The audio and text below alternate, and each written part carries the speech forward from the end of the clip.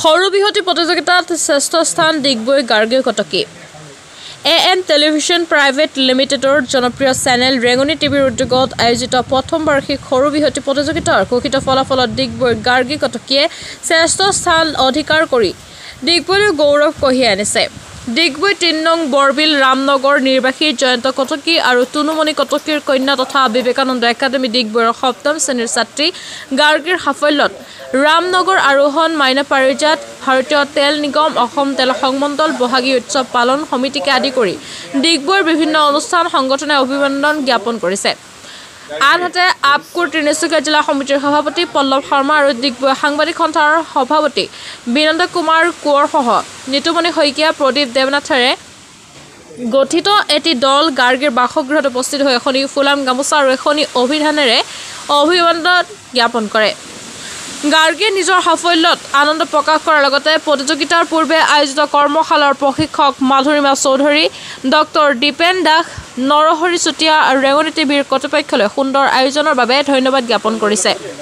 ডিগবৈৰ পৰা নিতুমণি শইকীয়াৰ ৰিপৰ্ট নিভাজ অসম লাইভ।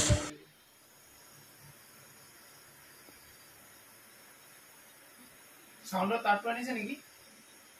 নে সাউন্ডৰ তাৰ ৰবা মই এখন লৈছো কি কৈছা শুনাইছে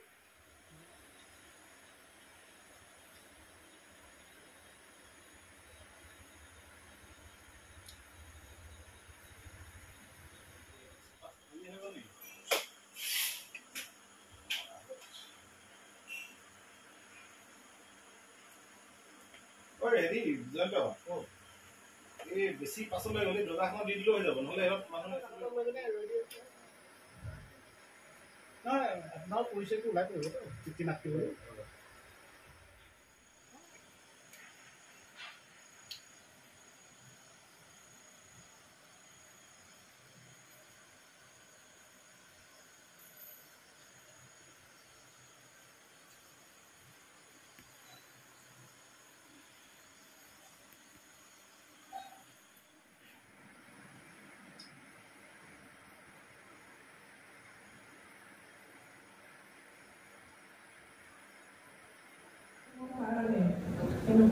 পজিশন 3টা যেহেতু আছে স্থান 3টা তেনেকৈ দফা কৰিবলগা আছে কিন্তু সকলোৰে মোৰ আশীৰ্বাদ আৰু মৰম থাকিল আৰু এতিয়া ঘোষণা কৰিবলৈ লৈছোঁ ৰেঙনিৰ সৰু বিহুৱতী 2024 শ্ৰেষ্ঠ নাচনীগৰাকী হৈছে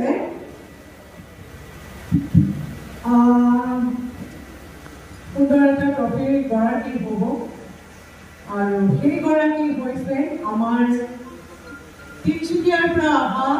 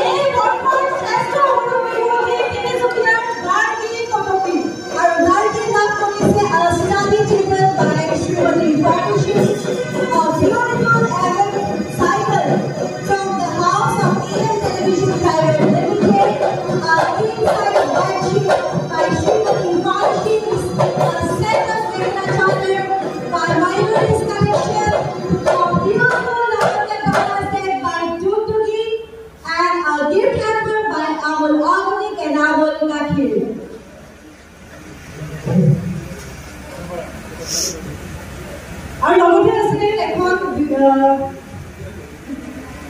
দামী খেল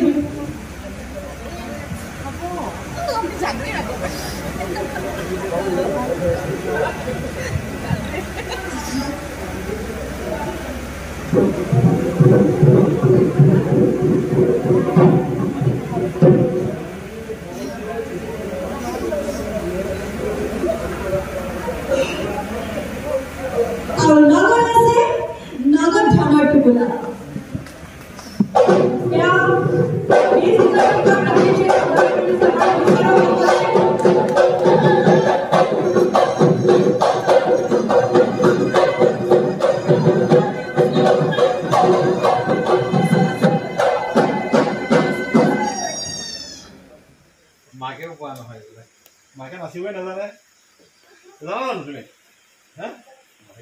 এই সুধিছে কোনে পাব লাগিছে ইমান ডাঙৰ এটা অনুষ্ঠানত মই বিজয়ী হ'ম বুলি ভবা নাছিলোঁ কিন্তু অসম ভিত্তিত আজি বিজয়ী হৈ বহুতেই ভাল লাগিছে তাতকৈ মানে আমি যেতিয়া কৰ্মশালা কৰিছিলোঁ তাতে শ্ৰীযুত দীপেন দাস ছাৰো আছিলে লগতে আমাক প্ৰশিক্ষণ দিবলৈ মাধুৰিমা চৌধুৰী মেমো আছিলে আৰু তেওঁলোকে খুব ধুনীয়াকৈ শিকাইছিলে আমাক প্ৰথমে মোৰ পিতৃ মাতৃ আৰু গোটেই পৰিয়ালবৰ্গই বহুতো মানে সহায় কৰিলে লগতে মই ৰেঙনি টিভিকো ধন্যবাদ জনাইছোঁ লগতে ৰেঙনিৰ গোটেই পৰিয়ালবৰ্গকো ধন্যবাদ জনাইছোঁ লগতে জাৰ্জেছসকলক মোক ইমান সহায় কৰাৰ বাবে লগতে ইমান মোক উৎসাহিত জনালে আৰু লগতে ধন্যবাদ জনাইছোঁ সকলোকে মোৰ ৰেঙনি চেনেলৰ শ্ব'টো চোৱাৰ বাবে